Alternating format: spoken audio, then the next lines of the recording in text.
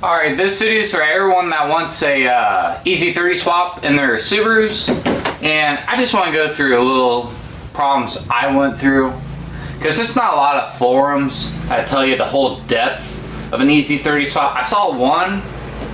It was for a GC8, a silver GC8. I can't remember the project name, but he had an EZ30D, and then he put a 5-speed in it, and it was terrific.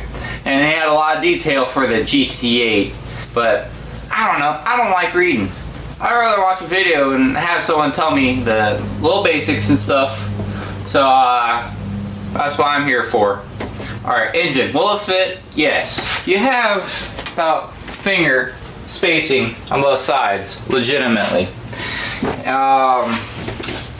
The engine mounts. This engine's based off the EJ, well, just the EJ series engine.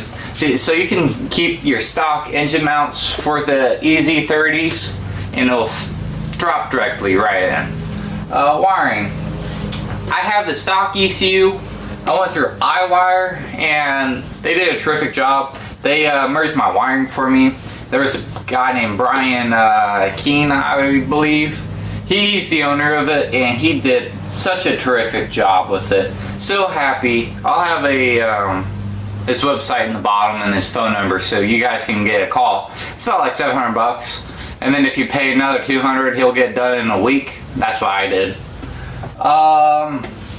ECU. Just because you do a engine swap doesn't mean you have to have an aftermarket ECU. That's what I did. I still have the stock ECU from the the Outback. I took this out of, and it runs flawlessly.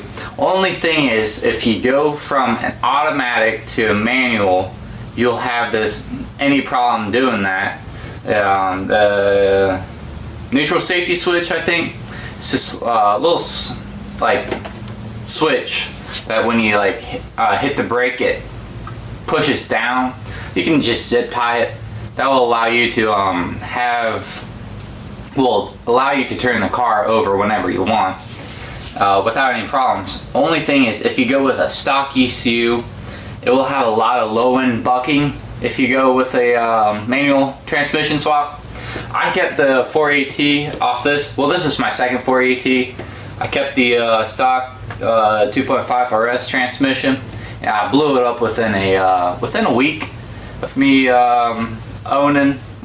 doing the swap. Alright, ECU, you can go aftermarket if you want. I don't know if you can do Mega Squirt with this.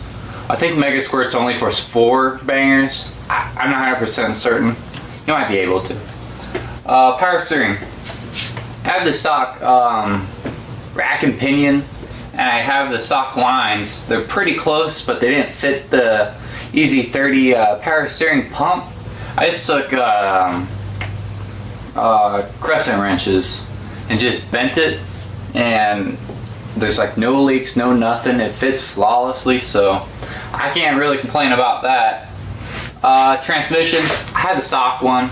You can do a 5-speed swap. It'll fit any EJ based transmission will fit this, because this engine is based off the EJ series engine.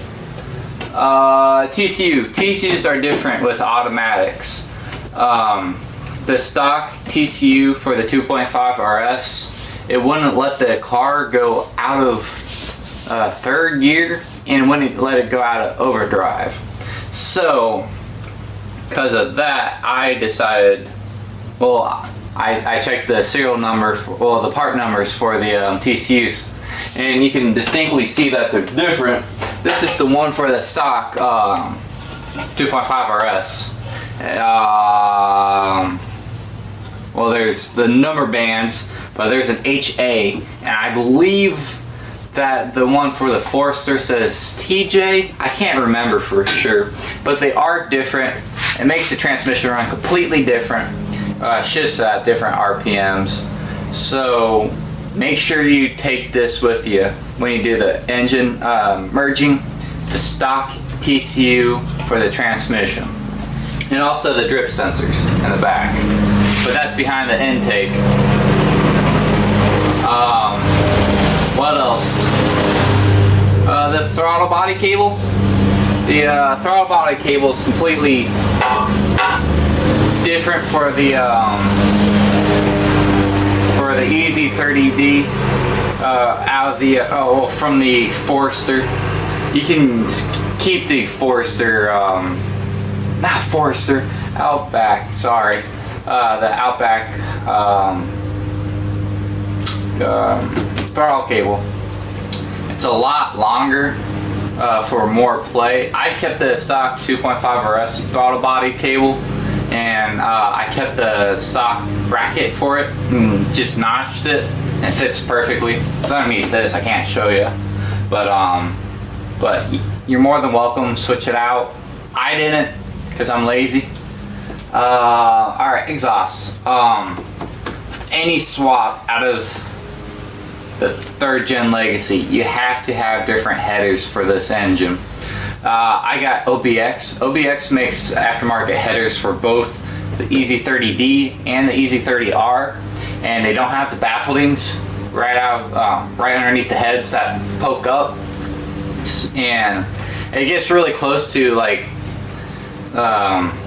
some parts of the frame, but it fits the OBX, at least on the Bug Eye. I can't say for every other car, because I haven't done a swap for any any 6-cylinder in any other car. I have an EG33 right here.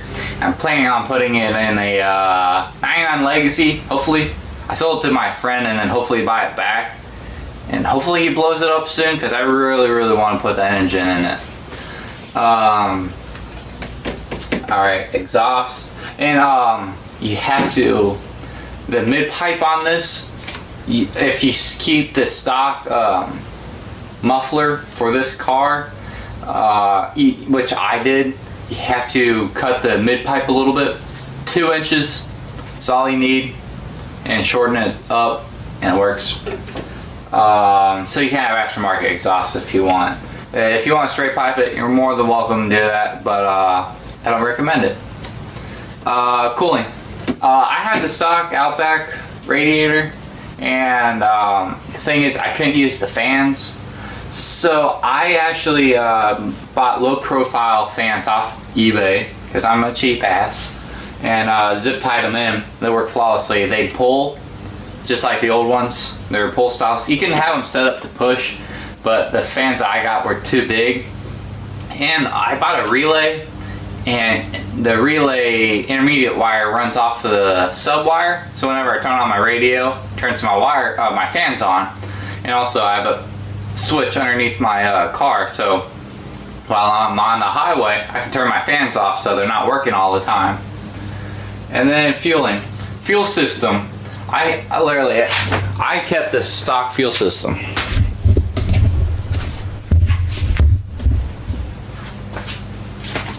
This is all stock. You can keep your stock 2.5 RS fuel system, and then, but really, it's all pretty simple.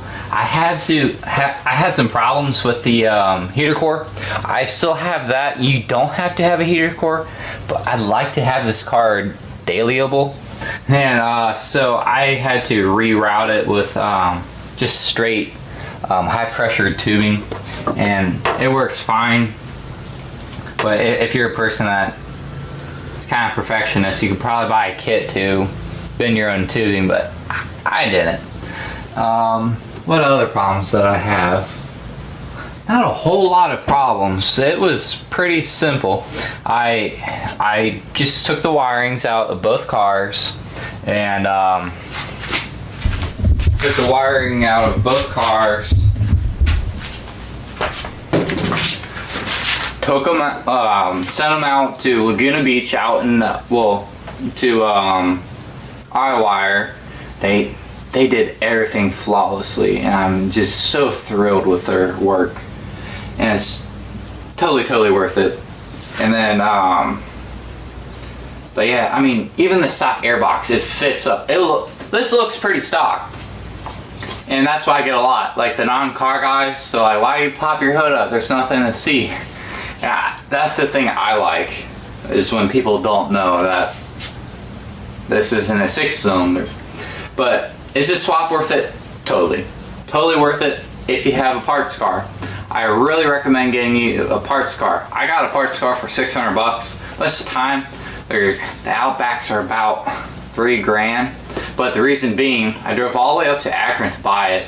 So, he had like political stickers in the back window. Someone threw a rock through it and kicked the mirrors in. And so he was asking $1,000 and I got there. He's like, yeah, 600 bucks. I'm like, all right. If you are a welder, you can make the AC system work. I like to make the AC system work, but I haven't had the time to do it. Hopefully soon I can have it, because it's summertime and it sucks right now. But at least I have the heater core, and I can get that in the heat in the wintertime. Do you need to be smart to do a engine swap? No. Now I got an IAP and I did this all by myself. I did have a friend that helped me out a lot more than he should, but not in a bad way. He really helped me out, which I'm really grateful to have. Tools you might need: engine hoist. That's really it. Main stuff, like the wrenches and stuff, everyone has those, so it's pretty self-explanatory for that. But there's no special tools to take anything apart, and I just recommend looking at the torque specs for everything, like the bell housing, the flywheel. If you get a flywheel, I have a flex plate, so I just left it in there. Both of these cars were automatics, so I never had a problem. And but yeah, if you do get a parts car, keep the transmission, keep the Outback transmission. Even if the gearing's different, not worth it. I blew up mine within 2 weeks, and that wasn't fun. So get a parts car, keep as much as you can as stock as possible if you're keeping the stock ECU. Later on, I'd like to get this set up for aftermarket ECU, but I didn't have a lot of money to spend. I did this swap under 2,500 bucks, and that's with tools I bought. So swaps aren't always the most expensive thing in the world, but if you buy the parts out, like the engine, 1,200 bucks, the ECU, and then the wiring, it adds up. And it's just easier to buy a whole car because you have all the parts you really need, other than the headers. Other than that, I didn't buy any aftermarket parts other than the header. The only thing I modified was the mid pipe, and then the line for the power steering. The rest of it, it's all from the Outback. Like their power steering pump reservoir, it's a little different. The linings are a little different. Keep as much of that, like from the Outback, as you can. It just makes the swap so much easier. And but yeah, I'd like to have more in-depth thing about this. I'm gonna try to make a forum so people know what they're getting themselves into, because I didn't know what I was getting myself into. But at the end of the day, I'm pretty happy. So I mean, I'll leave my email in the description. If you'd like to message me, I'll try to get to you. And if I can't, I'm sorry. But yeah, other than that, I'm pretty tickled with it. Hopefully I get this thing turboed. I'd like to buy a whole new engine and rebuild it, but that's my plans later on. But I don't need that right now. I just need a car, because this is my only daily. But yeah, but it honestly looks pretty stock, in my opinion.